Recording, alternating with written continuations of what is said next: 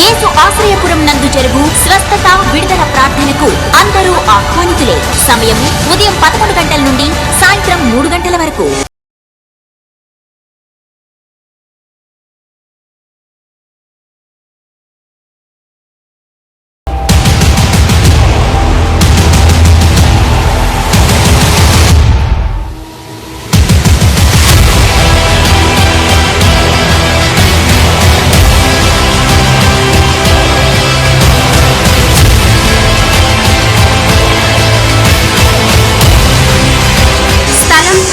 Ashrayapuram Gurramguda near B N Reddy, Hyderabad.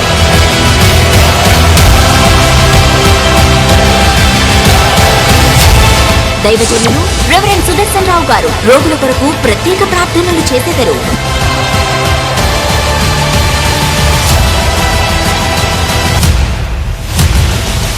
దూర ప్రాంతం నుండి వచ్చే వారికి ఉచిత భోజన వసతి కలదు. సొంత మేనత్త ఆమె కొడుకుని చేసుకుంది. ఈమె మీద డైరెక్ట్గా అక్కడ అందరికీ మంత్రాలు చేస్తుంది. ఈమె మీదకి మంత్రాలు చేసి కూతురు మీద, అంటే ఈమె కూతురు మీద, ఈమె కొడుకు మీద, ఈమె భర్త మీద, ఈమె మీద, ముఖ్యంగా ఈమె మీద పగ. మరి ఈరోజు కూడా ఈ చెయ్యి కూడా ఈమెకి మరి ఇలా ఉండకపోయేది, ఇలా రాకపోయేది. ఒక రోజు నాడు ప్రార్థన చేస్తుంటే నీళ్ళు పట్టుకోమంటే ఇట్లా అంటుంది. ఏంటమ్మా అంటే ఇది పుట్టుకతోనే ఉంది ఆయన. లేదులేమో అది కూడా వస్తుందని ప్రార్థన చేస్తాం, చేయి కూడా వచ్చేసింది. దేవునికి స్తోత్రం కలుగాక. మరి చిన్నప్పుడు పోలియో వచ్చినప్పుడు ఈ చేతులకు కాలు అట్లా అయినాయి. ఇప్పుడు దేవుడి కృపను బట్టి అన్నీ బాగానే ఉన్నాయి. డాక్టర్ దగ్గరికి వెళ్తే కాలు లోపు వచ్చిందని ఆ పోలియో ఉన్న కాలుకి నీళ్లు తీశారు. అసలు ప్రాబ్లం కూడా ఇది మెయిన్. నీళ్లు తీస్తే ఆ కారులో ఎప్పుడైతే నీళ్ళు తీశారో తీసుకొచ్చారు, మా ఇంట్లో వాడేశారు. ఇక కాలు కదిపితే బాధ, బాత్రూమ్కి వెళ్ళిన బాధ, తిన్న బాధ, పడుకుంటే నిద్ర. పొద్దున సాయంత్రం ఎన్ని గంటలకు స్టార్ట్ అయ్యేది బాధ? ఎన్ని గంటలకు స్టార్ట్ అయ్యేది? సాయంత్రం 6కి పోటు స్టార్ట్ అయితే కాలుది తెల్లారి గంటల వరకు ఎవ్వరికి ఇంట్లో నిద్ర ఉండేది కాదు. ఆ టైంలో నేను వీళ్ళకి పరిచయం అయ్యాను. కొంచెం వాపు వచ్చినందుకు, నీరు తీసినందుకు ఆమెకి ఏమైపోయింది, మొత్తం జాయింట్ కలిసిపోయినాయి. ఇక కదిలిపితే ఇదంతా వేడెక్కిపోయి ఏడుపులు భయంకర. ఒకరోజు మేము చూసి చచ్చిపోయిందేమనుకుని వెళ్ళిపోయాం. అంత భయంకరమైన ఏడుపు వచ్చేది. ఏడ్చి ఏడ్చి ఏడ్చి ఉండేదంటే వాళ్ళు ఎలా నిద్రపోయారో నాకు తెలియదు. ఈరోజు హాయిగా నిద్రపోతుంది దేవుని కృపను బట్టి. 6-7 గంటలకు స్టార్ట్ చేసేదంట ఏడుపు, రాత్రి తెల్లవారు 4 గంటల వరకు ఏడుపే. ఈరోజు దాని కొరకు ఎంతో ప్రార్థన చేసి మరి ఆ బిడ్డని విడిపించడం జరిగింది. దేవునికి మహిమ కలుగును గాక. ఇంత దూరం నడవలేదు ఈ మనిషి, ఇక్కడి నుంచి ఇక్కడికి నడవలేని మనిషి ఇప్పుడు గుర్రం కూడా ఆ చివరి నుంచి చివరికి నడుచుకుంటూ వచ్చేస్తుంది. చూడండి, మనుషులు ఒకళ్ళు కారు కానీ ఆటో కానీ లేకుండా బయటికి వెళ్ళిన మనిషి చూడండి. ఆమేన్, హల్లెలూయా. మరి గుర్రం కూడా అందరికీ తెలుసు. ఇలా ఆయన గుర్రం నరసింహారెడ్డి గారి దగ్గర పనిచేస్తాడు కాబట్టి అందరికీ తెలుసు. ఎంజాలు, బిఎన్ రెడ్డి అంతా తెలిసి ఇవిడి. మరి దేవుడి బిడ్డని నిలబెట్టుకున్నాడు సజీవుడు. ఎందుకంటే బంధువులు వదిలేసుకున్నారు, కాకరికి భర్త పిల్లలు కూడా ఆశ వదిలేసుకున్నారు. ఇక ఈమెకి పైసలు పెట్టినా వేస్ట్ అని నేను ఒకటే మాట అన్న, ఈమెకు నా ప్రాణం ఇస్తున్నాను, నేను ఏం బ్రతికిస్తా, మీరేం బాధపడదని చెప్పడం జరిగింది. ఈరోజు దేవుడు అద్భుతాన్ని చేసి సజీవుగా రాలుగా ఆయన సాక్షిగా మన మధ్యలో నిలబెట్టాడు. God bless you. Praise Lord అమ్మా.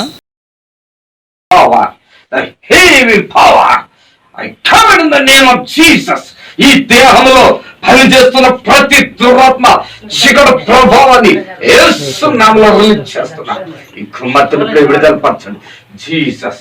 ఈ తల భాగాన్ని ముట్టుతున్నాను ప్రభా, ఈ ఎముకల భాగాన్ని ముడుతున్నాను, ఈ ఛాతి భాగాన్ని ముడుతున్నాను, ఈ కొడు భాగాన్ని ముడుతున్నాను, ఈ చేతులు ముడుతున్నామా. హల్లెలూయా జీసస్, హల్లెలూయా, ఆమేన్, హల్లెలూయా. నడువురా తల్లి, నడువుక నడుచుకో. నీకేమైనా ఇబ్బంది ఉంటే చెప్పుకో. అయిపోయిందిగా? అయిపోయిందా? ఇంకేముందా? అమ్ముంటే నడు తొందరగా. యేసయ్యా, ఆమేన్, ఆమేన్. యేసయ్యా, యేసయ్యా అనుకుంటారా? సరిత, ఇప్పుడు ప్రార్థన చేసాక ఎట్లా ఉందా నీకు? ఇప్పుడు నెమ్మదిగా ప్రశాంతంగా ఉందా? ఏమన్నారు డాక్టర్లు? ఎక్కడ చూపించుకున్నావు? ఏ హాస్పిటల్ చూపించుకున్నావు? ఎల్బీ నగరా? ఎల్బీ నగరా? ఎక్కడెక్కడ పెట్టారు అసలు? ఫస్ట్ ఫస్ట్ ఇడ చేసిర్రు, ఫస్ట్ ఇడ చేసితే ఈజీగా ఫెయిల్ అయింది, మళ్ళా కుతికకు పెట్టిర్రు రెండోసారి, మళ్ళీ ఇడ చేసిర్రు.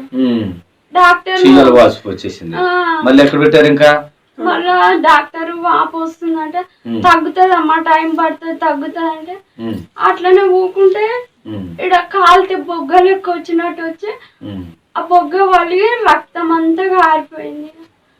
అమ్మా ఎన్ని బట్టలు పెట్టినా ఆగలేదు, రక్తం ఆగలేదు. ఇక మళ్ళీ ఆరెంజ్కి తెల్లారి తీసుకపోతే బ్రెడ్ అంతా పోయిందని రెండు ప్యాకెట్లు బ్రెడ్ ఎక్కించి ఈ తొడకు పెట్టిర్రు. ఇక ఇప్పుడు తొడకు పెట్టి 20 రోజులు అవుతుంది. ఏ హాస్పిటల్ పోయినా డయాలసిస్ చెయ్యం, ఇక ఆపేసినాము, తొడకు ఎక్కువ చేయొద్దు, కుతికకు పెట్టాలని కుతికకు 2 డాక్టర్లు హాస్పిటల్ నన్ను కూర్చి స్నానం చేసారు. ఎంతకాలం మట్టి చేస్తున్నారు ఇట్లా? ఇప్పుడు నెల అవుతుంది. అసలు ఇది స్టార్ట్ అయ్యి ఎంతకాలం అయింది? స్టార్ట్ అయ్యి ఇప్పుడు 3 వెళ్ళి 4 పడ్డాయి. ఇప్పుడు ప్రార్థన చేసాక ఎట్లా ఉంది? హాయిగా ఉందా? చెప్పు యేసయ్యా నీ స్తోత్రం చెప్పు. కోట్ల కోట్ల స్తుతులు స్తోత్రం వందనాలు అర్పిస్తున్నాను. ఎన్నో కష్టాలు పడ్డావు కదా ఈ లోన, ఎన్నో కష్టాలు. ఇప్పుడు మెడిసిన్ వాడిన దానికి ఇప్పుడు ప్రార్థన చేసేదానికి సెకండ్ లో దేవుడు మార్పు వచ్చేసాడు. Okay, God bless you. నొప్పులు అన్ని తగ్గినాయి. ఇప్పుడు నీకు సంతోషం ఉందా ఆమె చూసినప్పుడే? అయితే ఏ లెక్కలు ఇది లేకుండే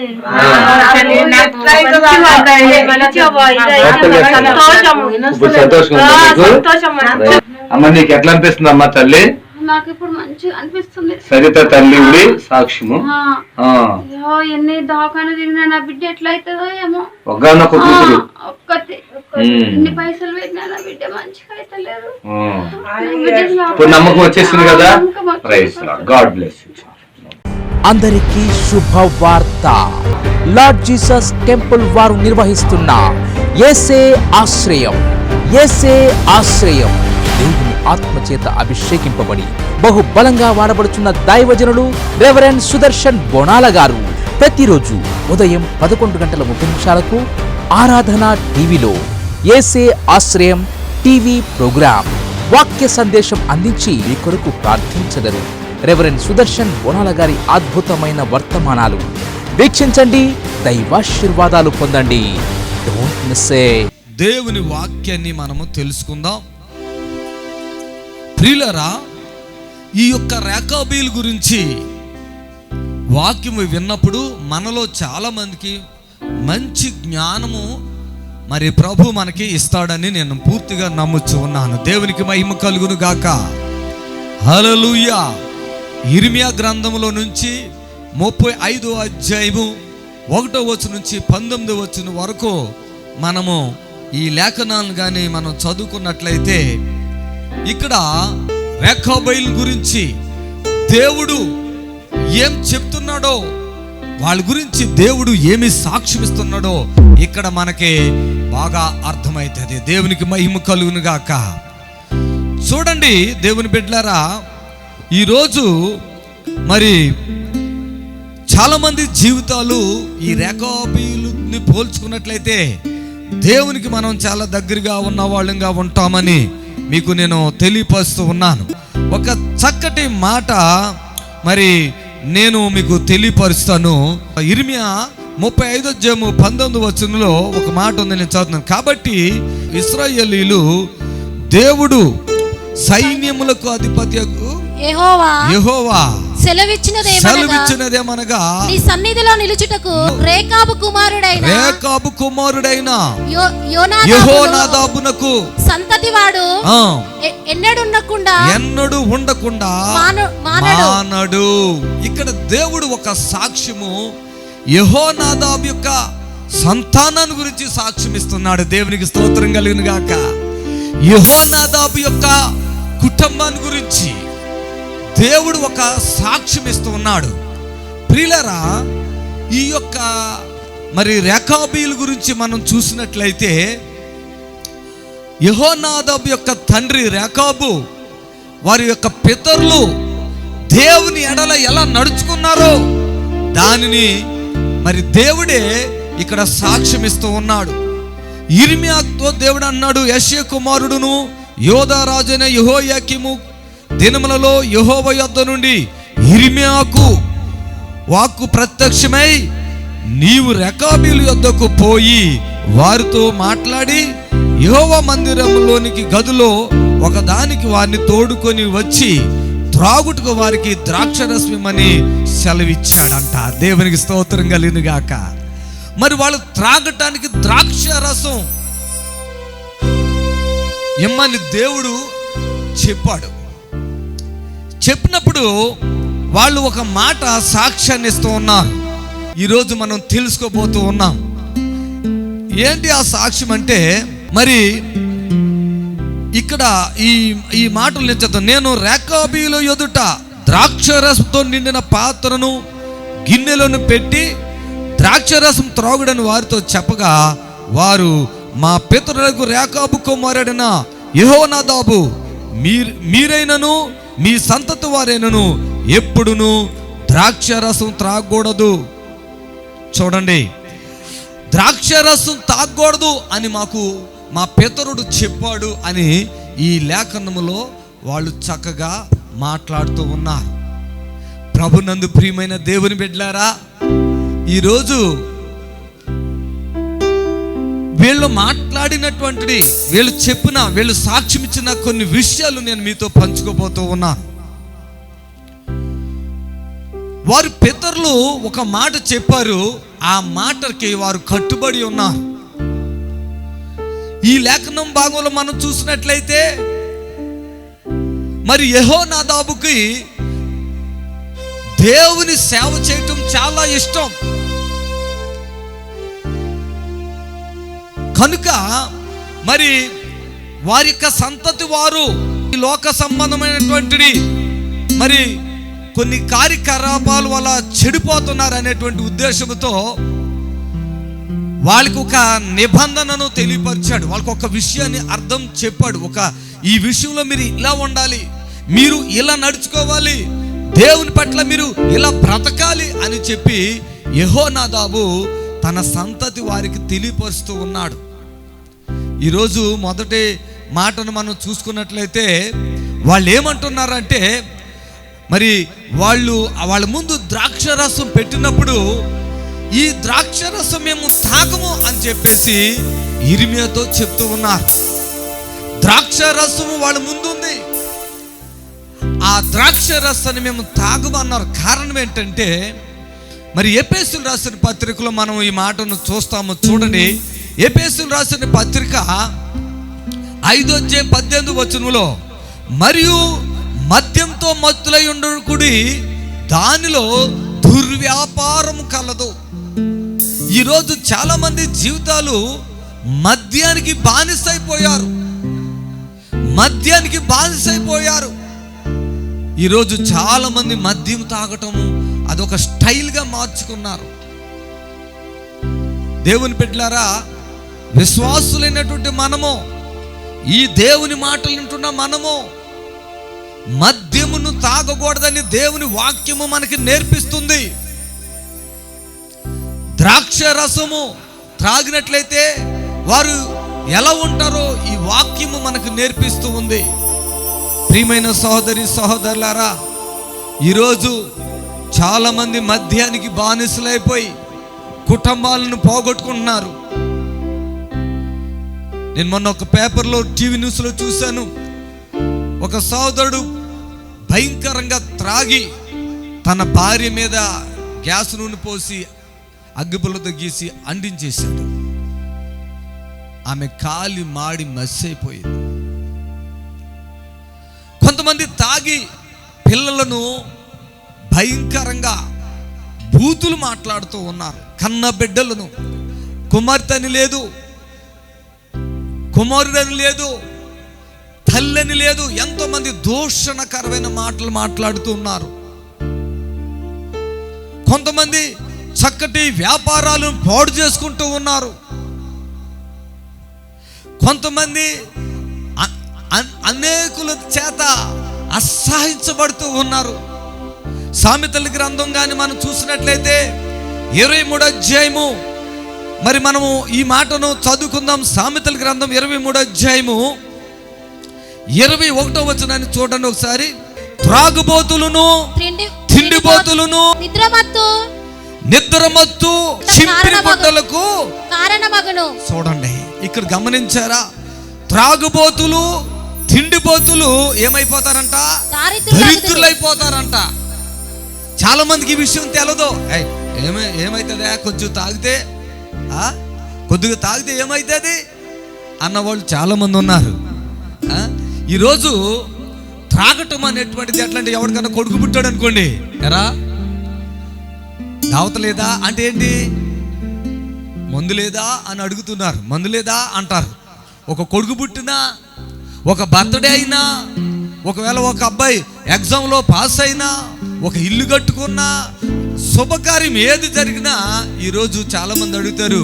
అది ఒక ఫ్యాషన్గా త్రాగటం అనేటువంటిది. ఇదంతా నెమ్మదిగా త్రాగి ఆఖరికి అతని జీవితాన్ని అతను ఎలా పాడు చేసుకుంటాడో చెప్తున్నాను, గమనించండి. అనేక మంది నాకు ఫోన్లు చేస్తూ ఉంటారు. అయ్యా, నా భర్త చాలా మంచివాడయ్యా, కానీ త్రాగి మా కుటుంబాన్ని నాశనం చేసేస్తున్నాడయ్యా. ఒక సహోదరి మొన్న ఒకళ్ళ ఇంటికి వెళ్ళి ప్రార్థన చేయడానికి ఒక ఇంటికి వెళ్ళాం. నేను వెళ్ళిన తర్వాత ఆ సహోదరి నన్ను చూసి లోపలికి వచ్చారు. వచ్చినప్పుడు నేను ఆ బిడ్డను చూసి బాగున్నావమ్మా అన్నాను. ఆమె నన్ను చూడగానే బాగా ఏడుస్తూ ఉంది. ఏం చెప్పలేకపోతుంది. ఎందుకంటే ఆమెకు ఒక తాగుబోతు భర్త ఉన్నాడు. నాకు కూడా కళ్ళలో నుంచి నీళ్ళు వచ్చినాయి. ఆ బట్టలు, ఆమె బట్టలు చూసినట్లయితే మాసిపోయి ఉన్నాయి. ఎవరో పడేస్తే వేసుకున్నట్లుగా మాసిపోయిన బట్టలతో బేదర్కంలో ఉంది. నిజమే కదా వాక్యము? త్రాగుబోతుల ఇళ్లలో ఏముంటుంది? దారిద్ర్యం. బిడ్డలు మంచిగా చదువుకోలేరు, భార్య ధైర్యంగా ఉండలేదు, వాళ్ళు ఎన్నో రకాలుగా బాధలు అనిపిస్తున్నారు. బోర్న ఏడుస్తూ ఉంది. నేను చెప్పాను, ఆమె ఆ బాధపడుతున్నప్పుడు ఆత్మదేవుడు నాతో మాట్లాడుతూ ఉన్నాడు. ఆమె భర్త విడిచిపెట్టేసి వెళ్ళిపోవాలి అనుకుంటుంది, కానీ వెళ్ళిపోలేకపోతుంది.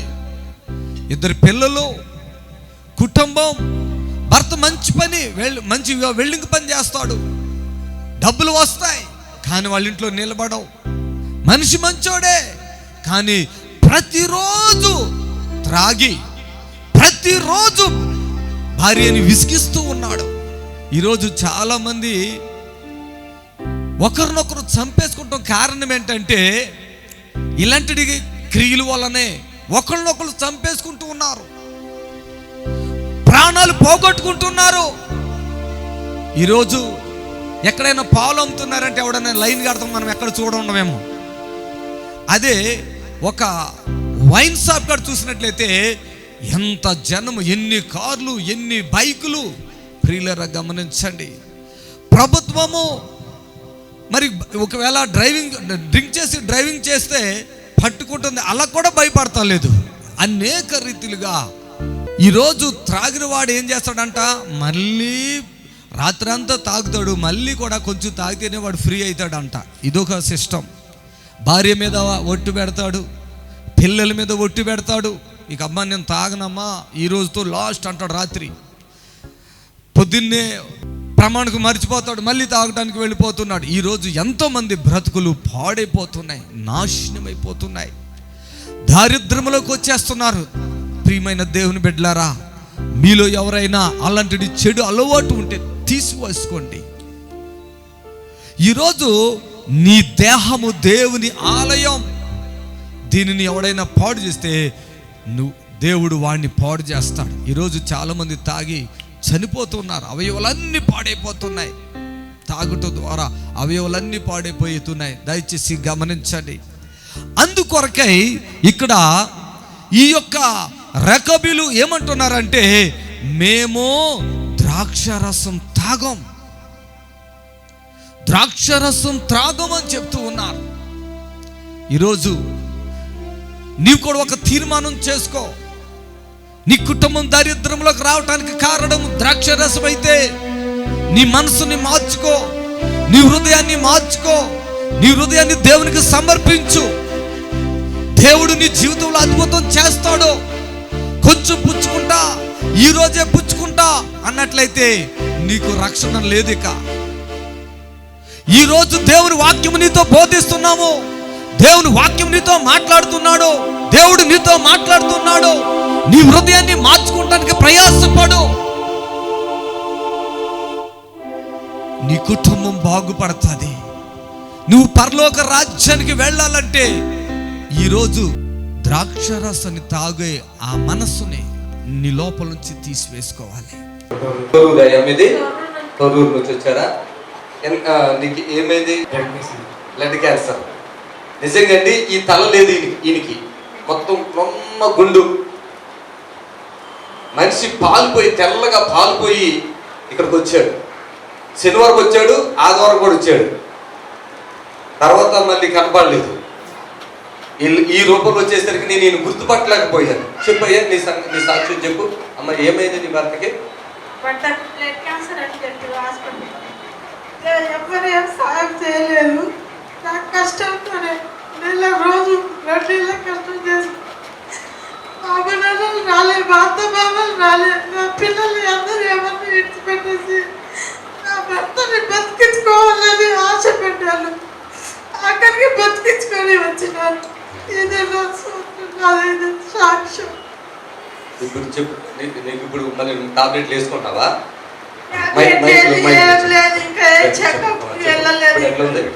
ఎన్నిసార్లు వచ్చి ఇక్కడ ఆరాధనకి స్టార్టింగ్ లో నువ్వు బతుకుతావు అనుకున్నావు? అసలు ఏమని చెప్పారు డాక్టర్లు? ఎన్ని రోజులు? 20 రోజులు టైం ఇచ్చారండి ఈయనకి. 20 రోజులు టైం ఇస్తే వేదనతో ఆ లాస్ట్ లో కూర్చుని అలా చూస్తూ ఉన్నాడు. నేను ఒకటే మాట చెప్పాను, రమ్మన్న దగ్గరికి వచ్చాడు. ఏంటంటే బ్లడ్ క్యాన్సర్ అన్నాడు. బ్లడ్ క్యాన్సర్ అంటే నేనేం చెప్పాను నీకు అప్పుడు? తగ్గిపోద్ది అన్నానా? టాబ్లెట్లు వేసుకోవాలన్నానా వద్దన్నానా? టాబ్లెట్లు వేసుకోవాల్సిన పని లేదయ్యా, తగ్గిపోద్ది అని చెప్పాను. ఈరోజు టాబ్లెట్లు వేసుకోవట్లేదు. ఆమేన్, హల్లెలూయా. ఈరోజు ఎంతో మంది చాలా భయపడుతున్నారు. బ్లడ్ క్యాన్సర్, HIV అది ఇదని భయపడుతున్నారు. చూడండి, ఈ బిడ్డకి బ్లడ్ క్యాన్సర్ నుండి పూర్తిగా లేదు. పిల్లలు లేరమ్మా, భార్య ఓ చాట, ఈయన ఒక చాట, పిల్లలు ఓ చాట. రాండి, చక్కటి పిల్లలను దేవుడు ఇచ్చాడు. పైకి రా నాన్న. హల్లెలూయా.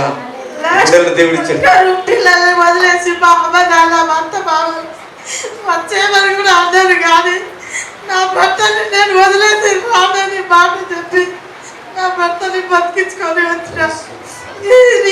ఇట్లా నిలబడాలంటే నా భర్త కోసమే నిలబెట్టాలి.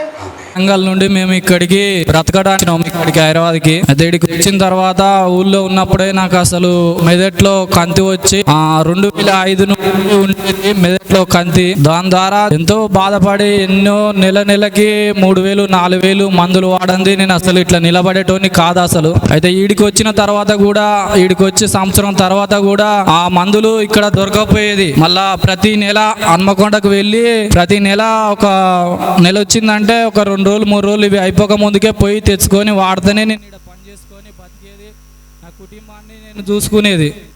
అలాంటి టైంలో అసలు ఇక ఏంది అసలు మేమైతే విగ్రహారాధన బాగా చేసేది, ఘోరంగా అంటే ఘోరంగా చేసేది. మా ఇళ్ళల్లో నేను చేసినట్టయితే ఎవరు చేయకపోయేది. ఎన్నో దేవుళ్ళకి అని అటాని ఇటాని మొక్కి ఎన్నో వేల రూపాయలు అప్పులు తెచ్చి ఖర్చు పెట్టి ఎన్నో చేసేది.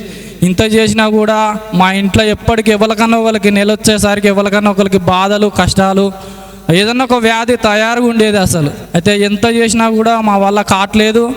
వీడికి వచ్చినాక కూడా అదే బాధ అవుతుంటే ఇక ఎట్లా ఎట్లా ఎట్లా అని చెప్పి బాగా ఇబ్బంది పడుతున్నాం. వీడికి వచ్చినాక కూడా మా కొడుక్కి పిడిసి వచ్చింది. వచ్చిన తర్వాత ఇది ఎక్కడికి నీలాపురం హాస్పిటల్కి వేసుకుపోయి ఒక 15 రోజులు ఉండి వచ్చినాం. వచ్చి ఇక మా ఇంటికి వచ్చిన తర్వాత మా భార్య నేను ఎంతో బాధతోని దుఃఖంతోని వేదన పడుతూ ఉండగా ఈ అయ్యగారిది ఛానల్లో వస్తున్నాడు. అయ్యగారు మాట్లాడుతున్నాడు, ప్రతి మంగళవారం పూట వస్తాడు కదా. అయితే మాకు అంతకుముందు మేము దేవుణ్ణి నమ్ముకునే వాళ్ళం కాదు. అయితే అలా ఛానల్కి ఇట్లా మారుస్తుంటే చూస్తుంటే అయ్యగారికి ఇట్లా మాట్లాడుతున్నాడు. అయితే ఇక అప్పంచెల్లి అసలు ఇక మేము అనుకున్నాం, ఇక ఈ బాధలు ఈ కష్టాలన్నీ ఏం అవసరం లేదు. అసలు చర్చ్ అంటే ఏంది, మందిరం అంటే ఏంది అసలు మాకు తెలియదు.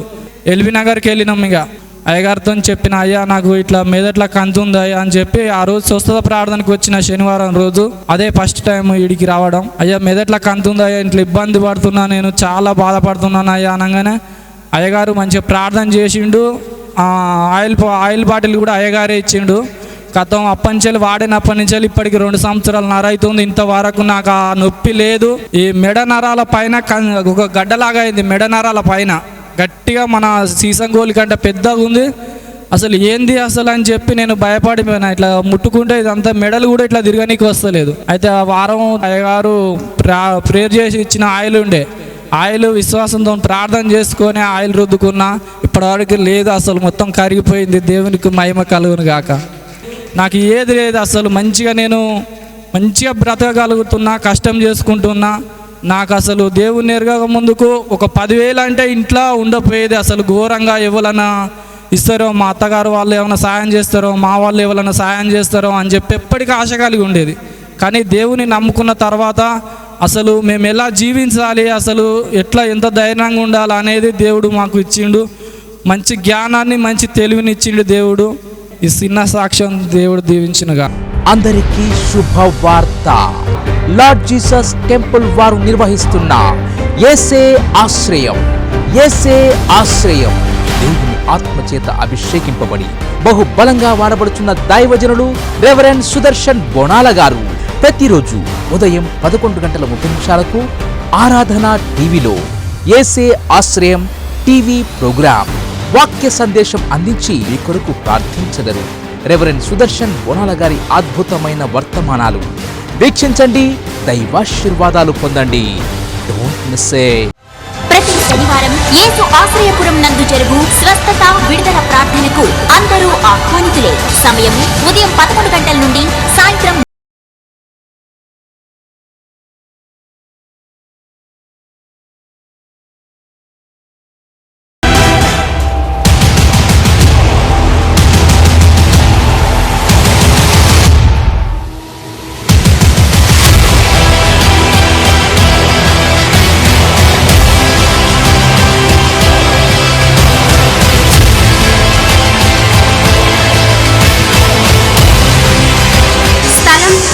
Ashrayapuram, Gurramguda, near B N Reddy, Hyderabad.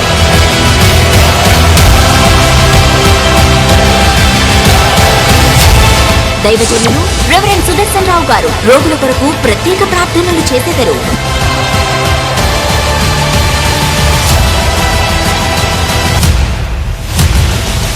దూర ప్రాంతం నుండి వచ్చే వారికి ఉచిత భోజన వసతి కలదు.